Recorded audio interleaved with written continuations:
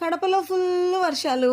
కార్తీక మాసం స్టార్ట్ అయిపోయింది. నా ఫస్ట్ కార్తీక దీపం అయితే మా అన్నయ్య కోసం పెట్టాలని చెప్పి నేను సోమేశ్వర స్వామి దేవస్థానం దేవుని గడపలో ఉంది కదా, అక్కడికైతే వెళ్ళిపోయాను అనమాట.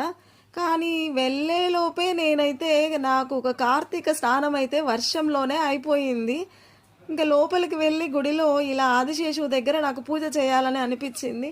సో అక్కడ మంచిగా ఆయనకు అలంకరణ చేసుకొని, అరే ఇంకా కోనేరులో దీపాలు పెడదామని అనుకున్నా కానీ కోనేరు అయితే లేదు కదా అని చూశాను.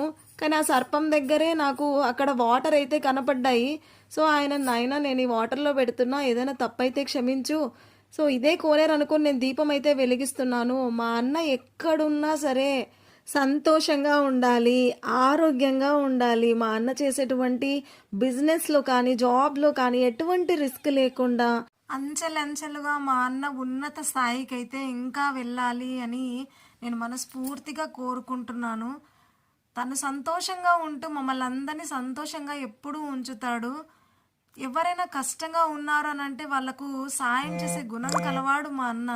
అలాంటి మా అన్నకి ఎప్పుడు నువ్వు తోడుగా అండగా ఉండాలని నేను మనస్ఫూర్తిగా కోరుకుంటున్నాను. నేను చేసే ప్రతి పూజలో కూడా నా ఫస్ట్ పూజ అయితే మా అన్న కోసమే ఉంటుంది. సో ఇలా పూజ అంతా అయిపోయిన తర్వాత దేవుడి దగ్గర అయితే దర్శనం చేసుకొని ఇలా ప్రసాదాన్ని అయితే ఎంజాయ్ చేశాను.